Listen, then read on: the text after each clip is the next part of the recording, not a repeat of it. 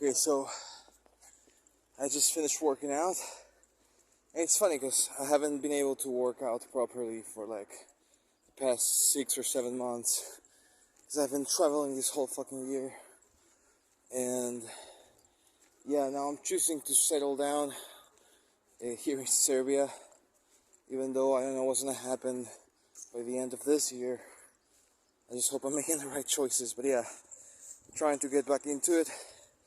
And I usually make this type of videos. I don't know, like there's a very specific date where I do them.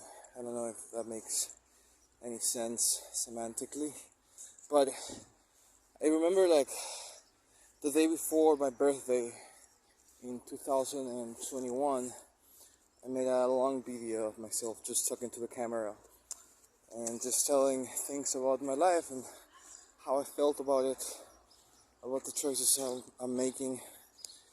I made it in Spanish. That was the first one. The second one I did in, I think, around June last year. Was it last year? Yeah, last year. Just talking to a camera as well. This one was in English. And I was just talking about how I felt about my life again, things that I was going through. And now I'm doing this third one, being here in Serbia. I don't know what to say. Like, okay, so this year, well, last year I left Samar, Israel, and it was a big change in my life because I felt scared. I remember being on the plane right after I said goodbye to Maya, and I was just scared. I was scared because I didn't know what was waiting for me. I had no idea what was ahead of me.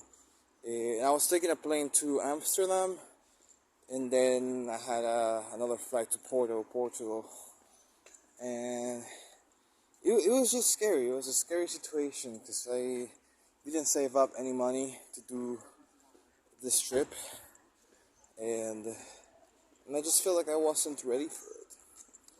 But it was just a feeling, you know. It's always like an end is a new beginning, and blah blah blah, you know, all of that. And I stayed in Portugal for a while. But what was funny about it is that in the beginning it felt like Portugal was the worst place to be in the world. Like out of all the places I could have ended up in, I ended up in this place that I thought it was horrible. But it wasn't the place. One thing that I'm learning now is that the place doesn't really change how you feel inside, you know? And if you find something to be unpleasant, it's probably mainly because, of many factors, but in my case, it was mainly because of my mental state at the moment. And I ended up in this hostel called Nice Way Porter Hostel, where I was pretty much acting like an antisocial, in the sense that I didn't talk to anyone, I wasn't getting out of my room. It was a volunteering place that a friend of mine called Miguel, he's from Brazil, I met him in Israel. He invited me there, so I took the chance, and I stayed there. But what was funny is that I was supposed actually to go to another community, I think in the south of Portugal. I can't remember the name of it, but Vichy, my aunt, she recommended me the place, and I was like, okay, I'll go there. But then once I got to Porto, I ended up in this hostel because of Miguel. So yeah, that happened. Stayed there for a while until the manager pretty much told me that I needed to leave because of misunderstanding, but also because I wasn't really trying hard enough to be there and, I don't know, help anyone. Like, I was pretty much depressed. I would say I was depressed. So then I went to this other place called Spaso con Paso, which was this, still is, this community also in Porto. I say community even though it's very small. It's a small house in the middle of Porto, in Rua da Torrinha, I think that's the name of the street. And I ended up there because Maya told me about it, because a friend of hers had been there, and it was in the same city I was living in. So I told him like, okay, I'm coming. I want to live there. And I was supposed to pay five. I mean, it's not that I was supposed to. I was actually doing it. I was paying €5 per day in order to be there. And sometimes you would be able to share food with people. It was a bit of a messy community, but it was a very artistic related environment, and that's why I liked it. And once I got there, I remember like I started meeting like a lot of interesting people. I met this guy called Geronium. Well, his name is Ricardo, but they call him Geronium. Well, he calls himself Geronium, and he's a handpan player, a musician, and he's basically the Russell Brand of Portugal. He looks like Russell Brand. He acts like Russell Brand. He is Russell Brand. And I met this other guy called Adam from Kentucky. He's Kentucky, the U.S. He was also a musician and also a very interesting character. Then there was, who else was there? Wow, Alex. He was the main head of the community. He was the reason why I was able to stay there. And the reason why I was able to play in a concert in Portugal, because I actually had a concert in Portugal, even though the audience was very fucking... there was not many people to watch me, but that's another story. So yeah, I met Alex. Anyways, I met a lot of fucking people that were fucking cool, and I don't know, I just started realizing how my mental state is related to perspective. Because I remember I changed the way I was looking at things. Because when I was sleeping in the hostel, I was struggling to sleep because there was always so many people in the room, and I just wanted some privacy because I was so fucking sad. But once I got to the community, not only was there more people in the room, but they were fucking snoring and having sex, and it was just it was just impossible for me to sleep there. But I don't know, I just liked it more because the way I was looking at it, instead of being angry about it, I started to laugh. You know, I started to try and find it funny somehow. I was trying to find it funny, and it was funny. There were many funny situations that a lot of people maybe would have been stressed about, including myself before. But yeah, it's all in perspective. So, anyways, I stayed there for a while. I was in Portugal for a month and a half, and then I had to go to Germany. Why did I have to go to Germany? Because Maya was waiting for me there. So it's not it wasn't just like that. We planned a trip to Germany to meet each other. And one of the things about being with Maya, I think Maya is like one of the few people that actually took my heart and made it hers. And well, a pigeon almost touched my face. So yeah, I think that's one of the reasons why I am very happy to tell the story of me and Maya and remember it. And I don't know, like it was just a beautiful story. I got a little bit distracted because there was a motorbike behind at me too fucking close. So yeah, I went to Germany. We planned a trip to Germany, and me and Maya were together at the moment, but I was feeling very, I don't know, bad about it because I just didn't feel like we were heading anywhere because I wasn't able to cope with the distance and with the relationship in distance. It was just too much for me. Like I didn't know when was the next time I was going to see her after Germany.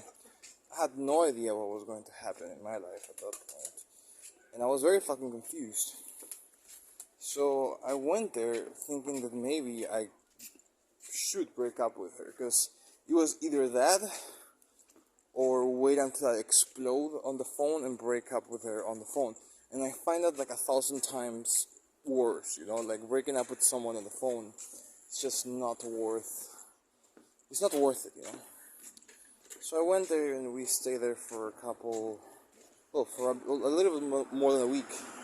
And a few days passed by, and she noticed that I was a bit different. And and yeah, she asked me, "What's up? Are you planning on breaking up with me?" And I was like, "No," because I didn't know how to do it. And it wasn't until we were in a bathtub um, that I decided to tell her. And it wasn't just that I told her; she just figured it out herself somehow. She started talking, and she asked me a question. I can't remember what it was, but I stayed silent, and then she could tell it was going to happen. So I told her about it, and it was sad. She was crying. I was crying. It was a very sad moment because I didn't want to break up with her, but I felt like I should, and that's why I did it.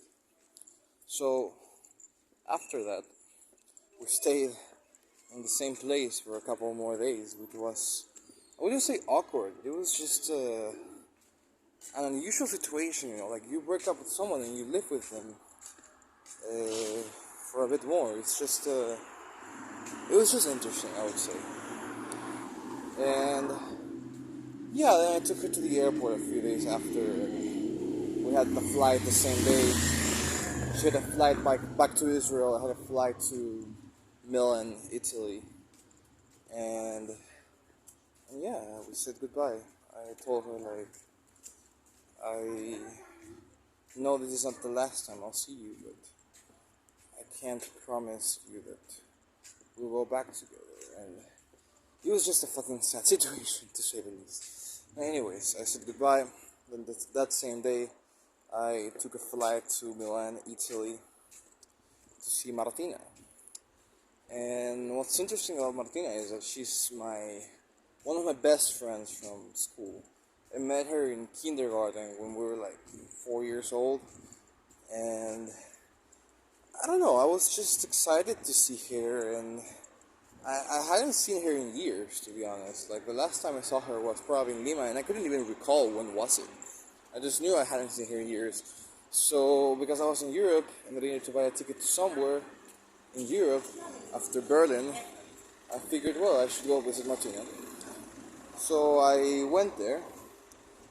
And yeah, it's funny because I was traveling with no data. Like, I had no data on my phone, which means every time I would take a bus or anything to anywhere, if the bus or the train or whatever didn't have a Wi-Fi on it, then I wasn't going to be able to. Wait, I need to cross the road. Then I wasn't going to be able to communicate with the person I was trying to get a hold of. So I told Martina I was going to her place, and she sent me the location. So I found the train I was supposed to take, and then yeah, I took the train, but I didn't know where the fuck the place was because I had never been there. So I went off the train once I got to the station, and I got off the train, and I got to Bovisa. But I think Bovisa was the name of the station where she lives. And I remember just being there and looking around and being like, where the fuck am I? Because it was just in the middle of fucking nowhere. Like, it just felt like a very industrial zone, but it just made no sense that Martina lived there. So I was like, okay, maybe I got confused.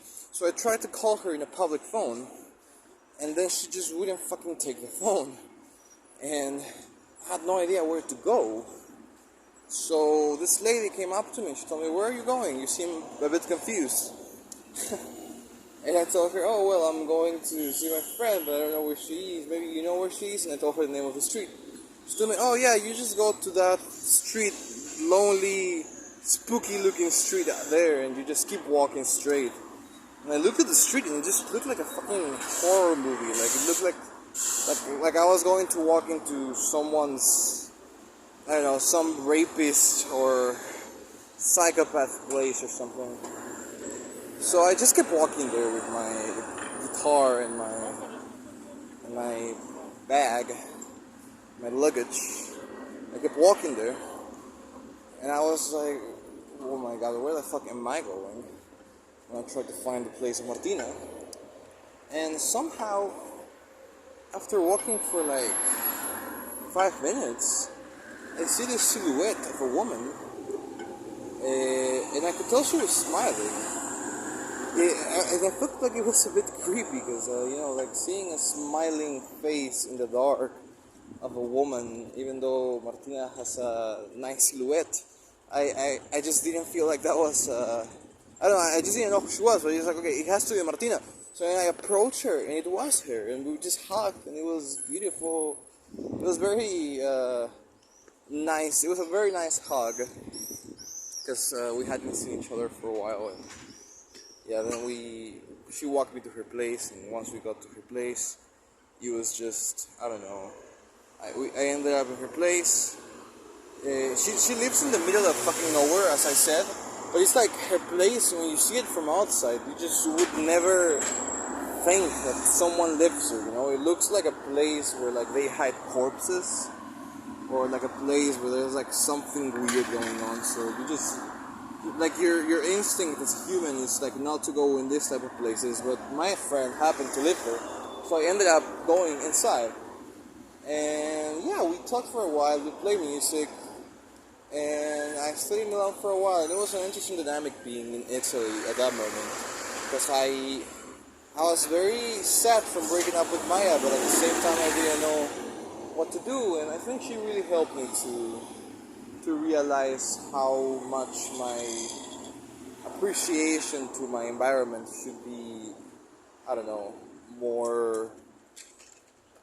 I should appreciate more what I have. Like the fact that I was in Italy with Martina was a big fucking deal in my life. And I remember like even uploading it to my stories on Instagram, and everyone was like, "What the fuck? What are you doing in Italy with Martina?" And I was like, "Oh yes, I know."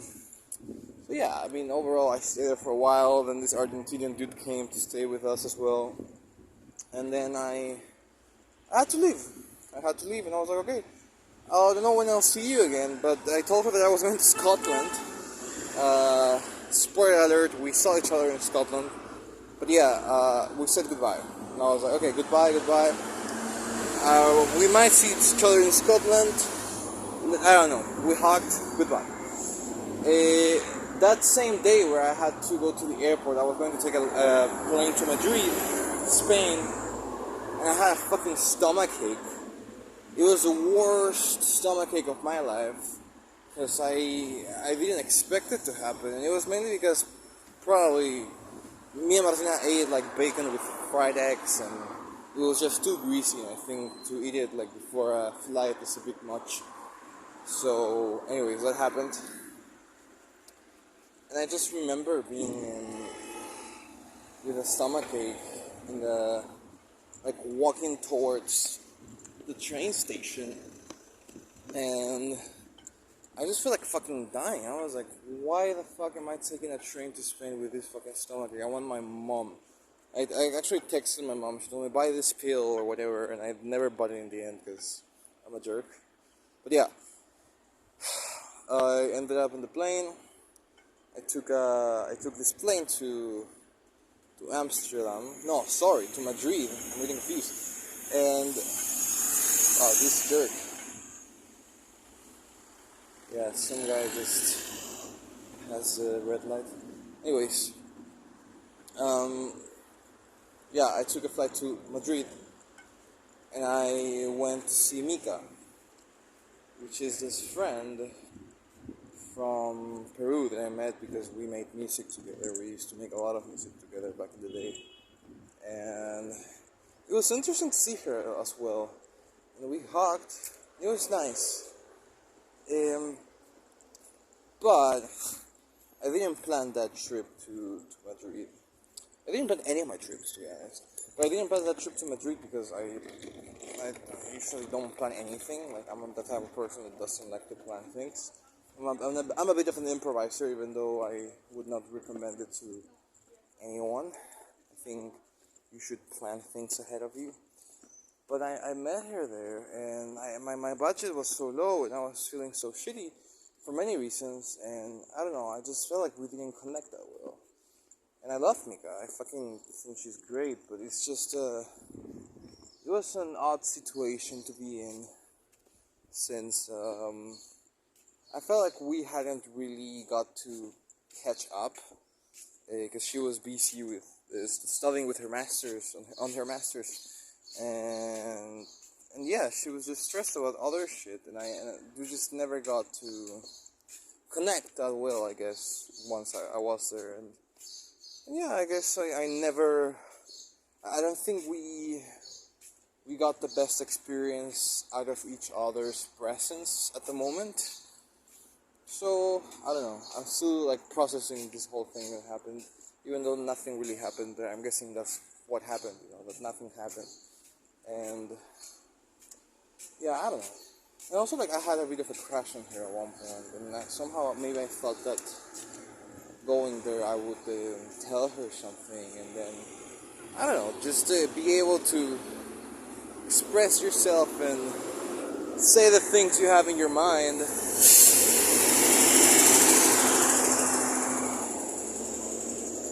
And yeah, I don't know.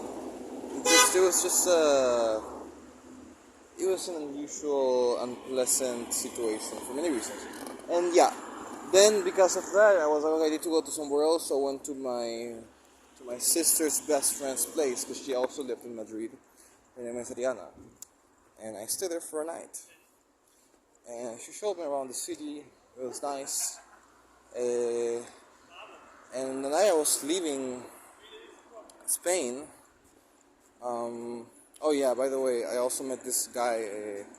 Can't remember his name, but he's also my sister's friend from high school, and he showed me a place, like a bar where we could play, and I played Imagine with him in Spain. I think it was nice to do that. Anyways, so I went to stay with Ariana, to sleep over there. And the night I was leaving the airport, I got very fucking drunk. She got me very fucking drunk. It was her idea, because I couldn't fall asleep. Because I had a flight to take at 5, so I needed to leave at 3 or something like that. So I just couldn't fucking sleep, so I just drank the whole night with a bunch of friends. And then I went to the airport, drunk as shit. And it was funny because I had never been to an airport drunk as fuck.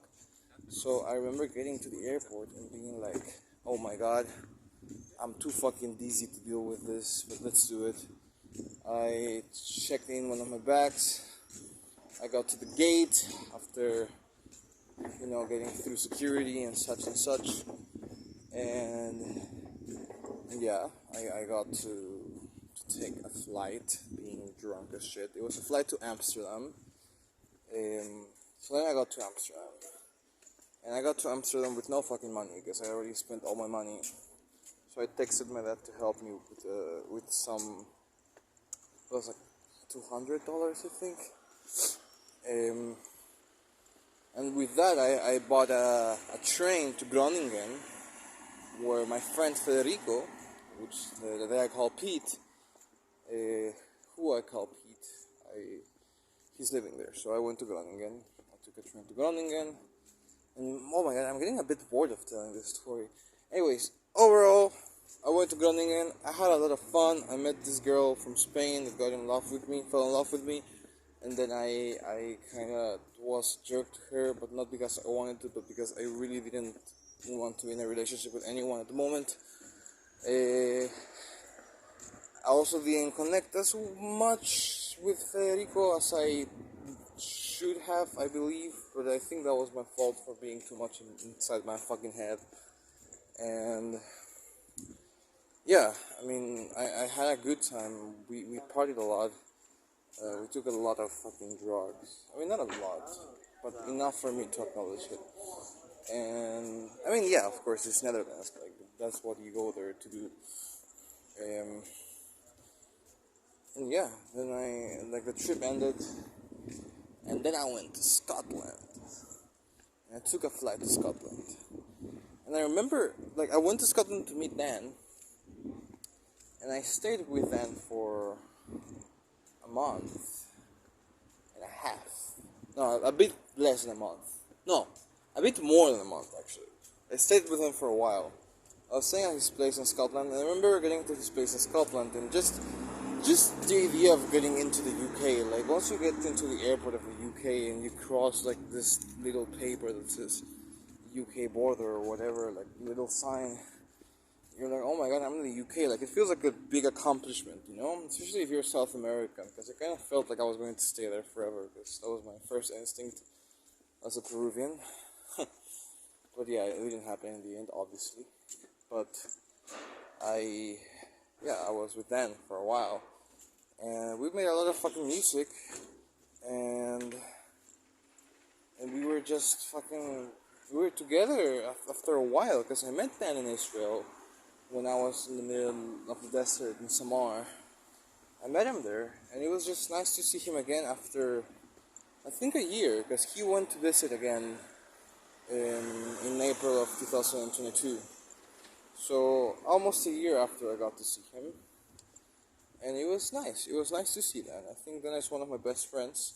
I think I was a bit annoying in many ways because I was struggling to deal with my mental fog because I'm in my fucking 20s and I don't know what the fuck am I doing.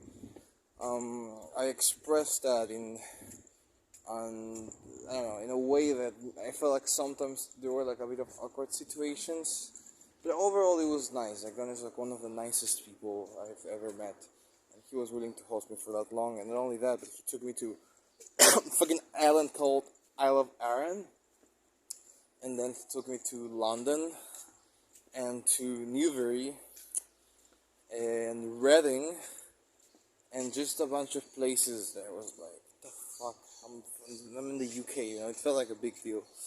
So yeah, right before I left, I told him like, yo, Martina really wants to go and wants to come and check Scotland.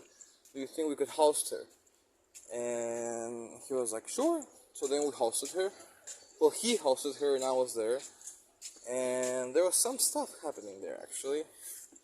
And I made that happen, of course, because that was the whole point of doing that, I guess. But I was happy to see two of my best friends getting together and I don't know, getting to know each other and the other stuff, if you know what I mean. But yeah, then I took one of those days I took a flight to Belgrade because I just didn't know where the fuck to go. So I figured maybe I should go and try and get Croatian nationality in Serbia, even though it didn't work because I'm not a resident from here. But whatever, I got to live there. I got to go there, and now, yeah, here I am.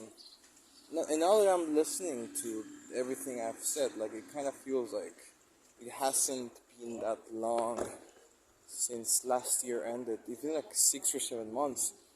But now that I'm like remembering everything and rewinding the whole thing, it kind of feels like it hasn't been that long. I don't know, it's just, I mean, there's this whole thing with time and perspective and blah blah blah. But yeah, anyways, I'm